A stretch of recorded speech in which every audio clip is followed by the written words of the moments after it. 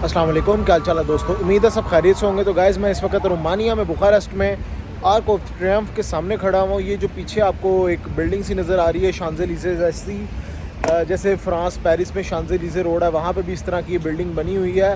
तो उसी तरह की ये बिल्डिंग है, इसे कहते हैं आर्क ऑफ ट्रियम्फ। बेसिकली ये बनाई गई थी 80s कुछ में। इनके जो फ़ौजी थे, जो भी इनकी कंट्री की आज़ादी के दौरान या जो जंग हुई थी उसमें जो लोग शहीद हो गए थे, मर गए थे, उनकी याद में इन्होंने ये बनाई हुई है। खैर, मैंने आज मेरा टॉपिक ये है कि रोमानिया का वीज़ा आपने हासिल करना हो तो कौन से डॉक्यूमेंट्स पे आप आसानी से रोमानिया का वीज़ा ले सकते हो। डिटेल हर चीज़ आप खुद ही वीज़ा अप्लाई करके खुद ही रोमानिया का वीज़ा ले सकते हो। First of all, Romania visa हासिल करने के लिए दोस्तों आपके पास यूएई रेजिडेंसी होनी चाहिए। मैं यूएई से बात कर रहा हूँ, ना कि जो कि यूएई में विज़िट वीज़ा पे आए हुए हैं उन लोगों की। जो लोग यूएई में रेजिडेंसी हैं उनकी बता रहा हूँ कि जी फर्स्ट ऑफ़ ऑल आपका यूएई में 2 इयर्स या 3 इयर्स जो भी वीज़ा वो होना चाहिए। उसके अलावा आपके पास passport copy, visa copy, Emirates ID copy, picture, NOC, 3 month की बैंक स्टेटमेंट होनी चाहिए। अब बैंक स्टेटमेंट पे अक्सर लोग आके फंस जाते हैं। बैंक स्टेटमेंट कहते हैं कि किस तरह की, कितनी, क्या। तो भाई मैं आपको सिंपल सी चीज़ बताता चलूँ, अगर आपके अकाउंट में 5000 दरम भी पड़ा हुआ है, enough for Romania visa, because अब रोमानिया लेता है इंटरव्यू। अब यहाँ पे मैंने इंटरव्यू की बात कर दी है तो बहुत सारे लोग फंसने वाले हैं। बहुत सारे लोग कहेंगे भाई हाँ हम तो नहीं इंटरव्यू दे सकते, पता नहीं क्या पूछ लेंगे इंटरव्यू के अंदर। तो मैं आपको बताता चलूँ भाई, इंटरव्यू बेसिक किस्म का होता है, ब्रायन नाम किस्म का। उसमें तमाम जो क्वेश्चंस हैं वो मैं आपको बता देता हूँ कैसे करने हैं। फर्स्ट ऑफ़ ऑल मैं तरीका प्रोसेस बताता चलूँ, इंटरव्यू की बारी में बाद में बताता हूँ कि इंटरव्यू के अंदर उन्होंने क्या क्या पूछना है। देखें दोस्तों, आपके पास अगर passport copy, visa copy, Emirates ID copy, picture, NOC, 3 month statement, ये चीज़ें हैं तो आपने इनकी वेबसाइट पे जाना है, जो कि ऑनलाइन वेबसाइट है रोमानिया की ऑनलाइन वेबसाइट पे आपने जाके अपनी रजिस्ट्रेशन करके वहाँ पे फॉर्म वॉर्म फिल होता है सारा इनका। अच्छा, इसका जो प्रोसेस होता है थोड़ा टिपिकल और डिफरेंट होता है दूसरे कंट्रीज़ की निस्बत। दूसरे कंट्रीज़ का क्या जी, आपने सिंपल से डॉक्यूमेंट्स बनाने जाके एम्बेसी में सबमिट करवा देना। इसका ऐसे नहीं होता। इसका आपने वही प्रॉपर एक ऑनलाइन पहले फॉर्म वॉर्म फिल करके एम्बेसी को डॉक्यूमेंट्स भेज के और उसके बाद आपने अपॉइंटमेंट का वेट करना होता है। अपॉइंटमेंट की जहाँ तक बात रही है, अपॉइंटमेंट पहले तो साल बाद जाके 8-8 महीने 10-10 महीने बाद जाके मिलती थी। अभी जो है तकरीबन आज की डेट की बात कर रहा हूँ, आगे का मुझे पता नहीं है, आज की डेट की बात कर रहा हूँ, महीने के अंदर मिल जाती है, महीने डेढ़ के अंदर मिल जाती है अपॉइंटमेंट। तो अपॉइंटमेंट जब आती है तो उसमें आपने जो डॉक्यूमेंट्स अपलोड किए होते हैं, जो आपने एम्बेसी को पहले पेपर भेजे होते हैं, वो पेपर्स आपने अगेन साथ में अटैच करने हैं। प्लस एक यहाँ पे चीज़ आ जाती है पोलियो वैक्सीन सर्टिफिकेट। ये अक्सर लोग भूल जाते हैं, नहीं लगाते, नहीं लेके जाते हैं, जिसकी वजह से अक्सर वीज़ा रिफ्यूज़ भी हो जाता है। पोलियो वैक्सीन सर्टिफिकेट वो आपने अपने साथ रखना है, वो लेके जाना है। और इसके अलावा पासपोर्ट कॉपी जितनी भी हैं आपकी, वीज़ास जितने भी यूएई के लगे हुए हैं और प्रीवियस ट्रैवल हिस्ट्री उसके भी वीज़ास, वो तमाम आपने अपने साथ रखने हैं। वो सारी चीज़ें आपने लेके एम्बेसी जानी है। और एक चीज़ बताता चलूँ, 1 मिनट भी आपने एम्बेसी से लेट नहीं करना। अगर एम्बेसी का टाइम 10:15 है, 10:16-17 पे गए भाई, वहाँ से वापस पहले कर देते थे। अभी का मुझे सिचुएशन का नहीं पता। पहले तो 1 मिनट भी लेट हुए ना तो एम्बेसी ने गेट से वापस कर देना आपको कि नई अपॉइंटमेंट लेकर आओ। ठीक है, इस चीज़ का आपने ख्याल कर लेना भाई, लेट नहीं होना।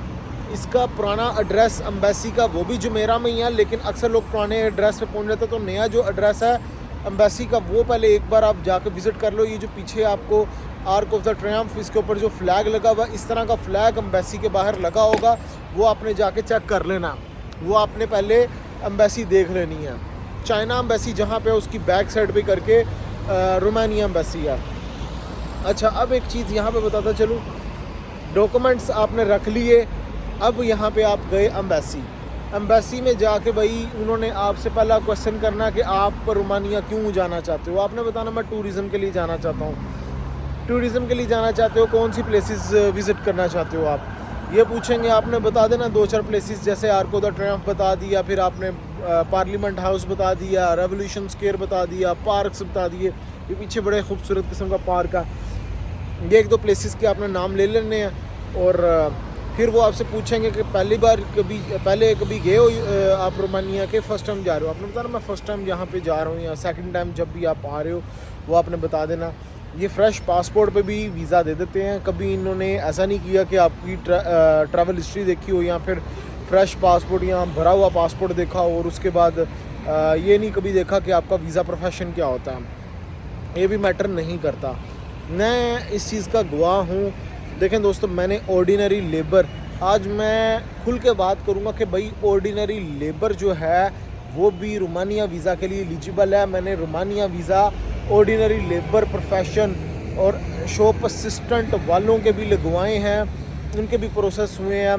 और जब अगर रिफ्यूज़ करने पे आते हैं तो वो जिनकी ट्रैवल हिस्ट्रियाँ बहुत सारी होती हैं उनको भी रिफ्यूज़ कर देते हैं। इवन मैं भी एक बार रिफ्यूज़ हो गया था।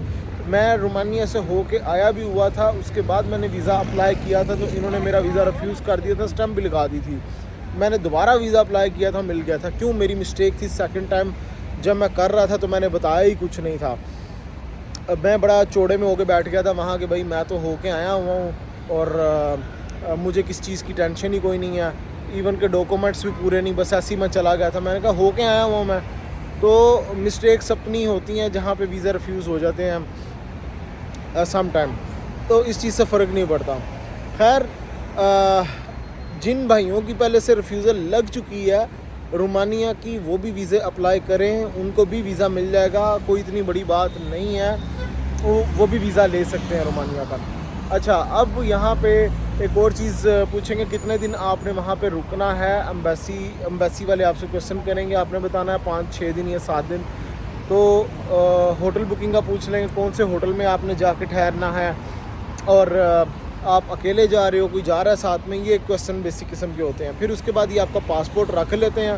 पासपोर्ट रखने के बाद दोस्तों ये आपको ईमेल ही करेंगे। तकरीबन 10-15 दिन के अंदर अंदर आपको ईमेल आती है दोबारा वीज़ा लगा या नहीं लगा। दोनों सूरतों में आपने जाके अपना पासपोर्ट विदड्रॉ करवाना है। तो अगर आपका वीज़ा लग गया तो वो आपको पेस्ट करके उसी वक्त आपका पासपोर्ट पकड़ा देंगे जिस दिन आपको मेल आएगी। और फिर जो आपने डेट्स बोलनी है उन्हीं डेट्स का ही वीज़ा देते हैं। डेटेड वीज़ा होता है, ऐसा नहीं होता कि आपको वैलिडिटी ज़्यादा की मिल जाती है, नहीं, ऐसा नहीं है। जिन डेट्स पे आपने बताया इनको, उन्हीं डेट्स का इन्होंने वीज़ा दे देना है, आपने जाना है। और बेशक आज वीज़ा आपका मिल गया लेकिन अगले महीने के लास्ट में स्टार्ट हो रहा, तो अगले महीने के लास्ट में ही आप ट्रैवल करोगे। तो बाकी एयरपोर्ट के ऊपर क्या क्वेश्चन होते हैं, वो सारी चीज़ों के ऊपर मैंने ऑलरेडी वीडियो बनाई हुई है, वो देख लेना। तो गाइस, नेक्स्ट वीडियो मिलूंगा नए टॉपिक पे। ख्याल रखिए अपना, टेक केयर, अल्लाह हाफ़िज़।